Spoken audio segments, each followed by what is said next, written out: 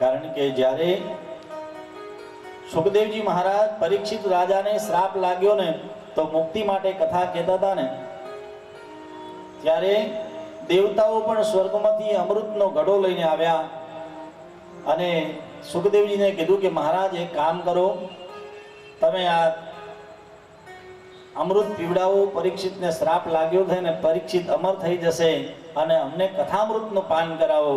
ત્યારે સુખદેવજી કહે છે, ક્વ સુધા ક્વ કથા લોકે ક્વ કાચ ક્વ મણિર્મહાન બ્રહ્મરાતો વિચાર્યેવં તદા દેવાંજહાશ. સુખદેવજી કહે છે કે હે દેવતાઓ, તમે ઠગ છો, તમે આ અમૃત કુંભ લઈ અને છેતરવા આવ્યા છો અને કદાચ હું તો ના નથી પાડતો, તમે એક કામ કરો, પરીક્ષિતને પૂછો. પણ પરીક્ષિતે શું કીધું છે કે દેવતાઓ, તમે આ કાચનો ટુકડો લઈને આવ્યા છો અને અમારી પાસે મણિ છે, ભાગવત શાસ્ત્ર એ મણિ છે, એનો કોઈ મૂલ નથી. તમે કાચના ટુકડાની અને મણિની તુલના કરો, કારણ કે અમૃતથી શું મળશે?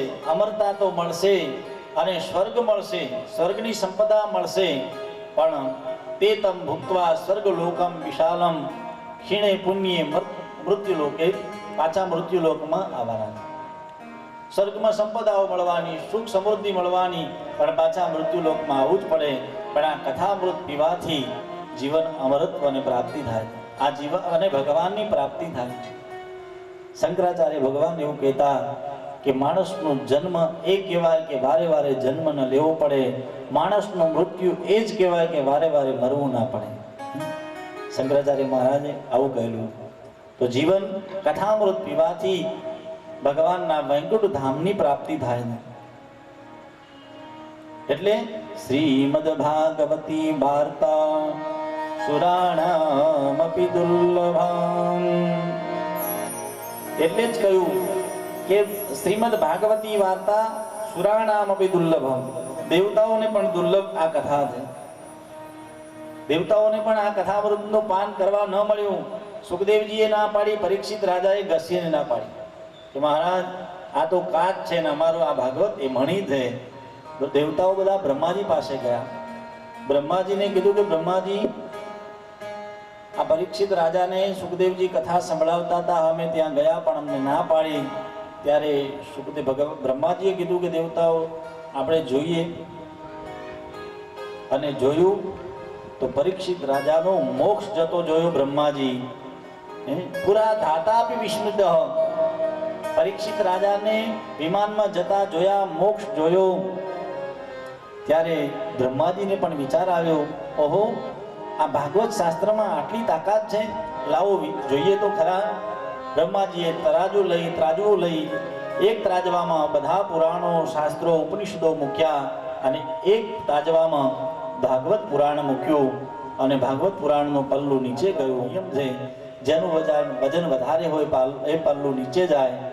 ભાગવતનું પલ્લું નીચે ગયું તો બ્રહ્માજીને પણ આશ્ચર્ય થયું.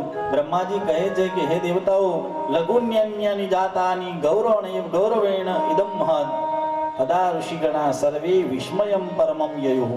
તથા દેવતાઓ, ઋષિઓ વિચાર કરવા લાગ્યા અને બ્રહ્માજી કહે છે, દેવતાઓ સાંભળો, આ ભાગવત કોઈ પોથી નથી, આ ભાગવત કોઈ ચોપડી નથી, આ ભાગવત કોઈ પુસ્તક નથી, પણ ઋષિઓએ સિક્કો મારી દીધો. મેનિરે ભગવદ રૂપમ શાસ્ત્રમ ભાગવતમ કલો પઠના શ્રવણા સદ્યો વૈકુંઠમ ફલદાયકમ. મેનિરે ભગવદ રૂપમ, આ ભગવાનનું સાક્ષાત વાંગમય સ્વરૂપ છે. આને તમે પુસ્તક ન ગણશો, એટલે આનું પઠન કરો, આનું શ્રવણ કરો, આનું વાંચન કરો, આનું કીર્તન કરો, તમને અવશ્ય વૈકુંઠની પ્રાપ્તિ થશે.